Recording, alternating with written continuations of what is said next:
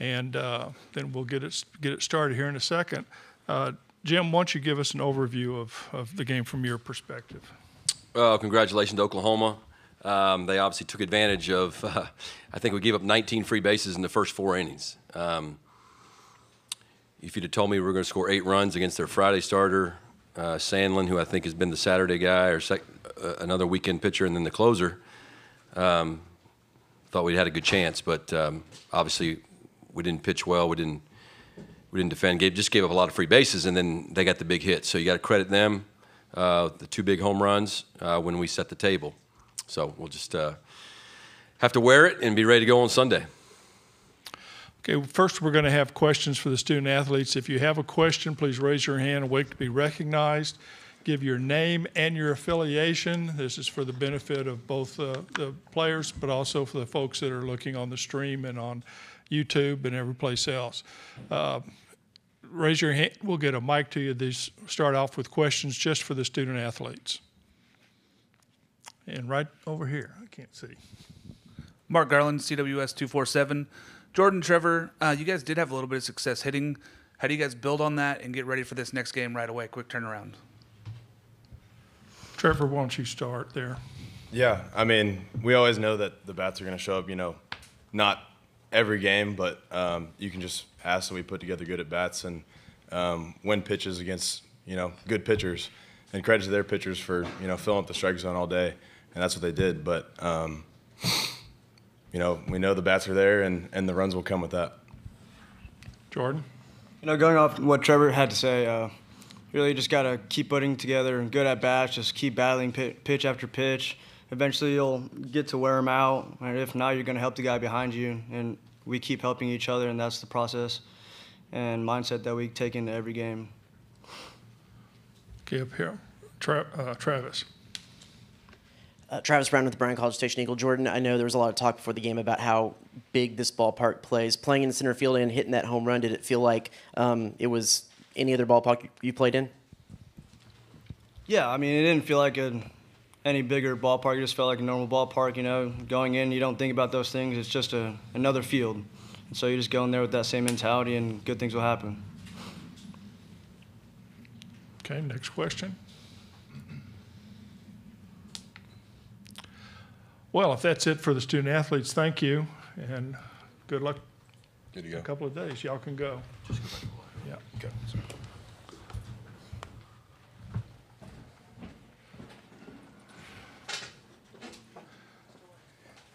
Once again, questions for Jim, and raise your hand, and we'll get a mic to you. Travis. Travis Brown, the Bryan College Station Eagle. Coach, you went out and talked to Moo right before the Grand Slam. Was there a thought to pull him then? What was kind of the strategy in your mind there? Pretty bad coaching visit. Gave up a Grand Slam on the next pitch. It's bad coaching. I was just trying to instill some confidence in him. We'd had so many, there were so many negative things. I was just trying to say, hey, man, just forget everything. If I'd brought you in right now with the bases loaded, you've been in this situation 1,000 times, just execute pitches. So I was trying to show a little confidence in him, trying to, definitely felt like, Moo's been great for us all year. We just set the table too much. I mean, you just can't set the table. I mean, Moo's our best fielding pitcher. He's a really good fielding pitcher and made 2 errors. So, you've combined that with the hit batters and the walks, and, I mean, what do you think is going to happen? So, but yeah, I was just trying to pump him up a little bit. Didn't go our way.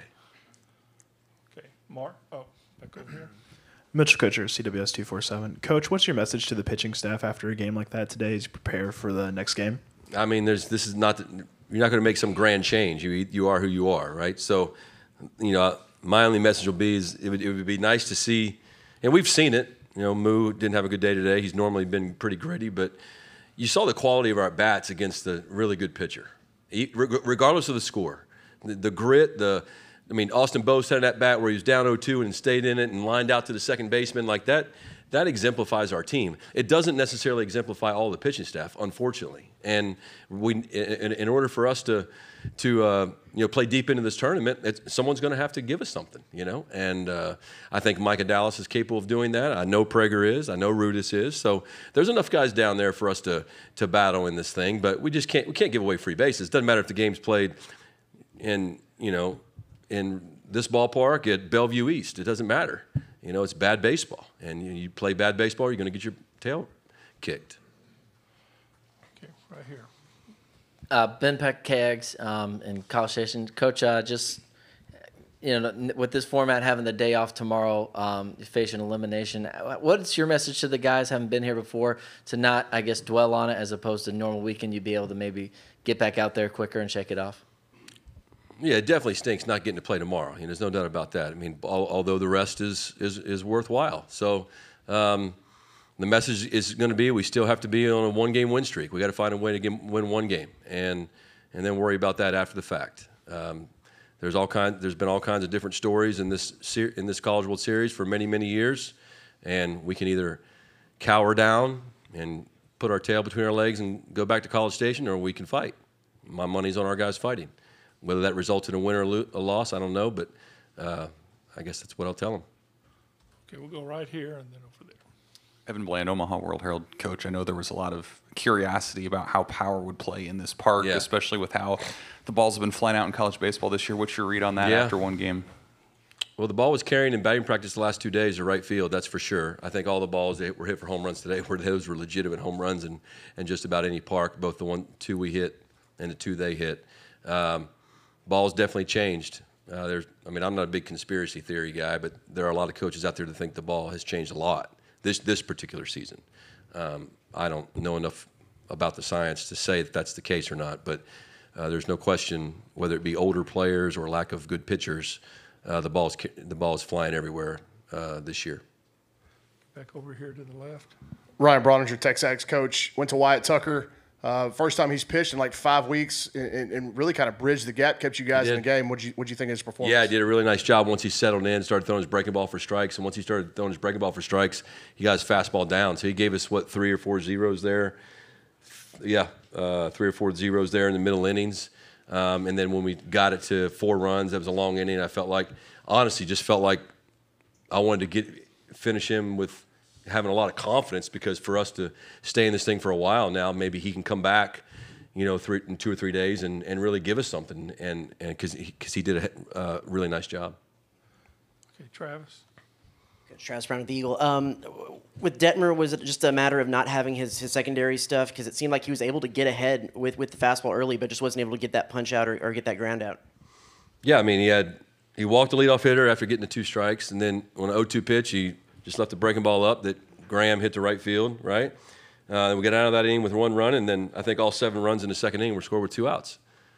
And 2 strikes a lot of times. We hit the 9-hole hitter on an 0-2 pitch. Yeah, I mean, just couldn't get off the field. Okay, who we got?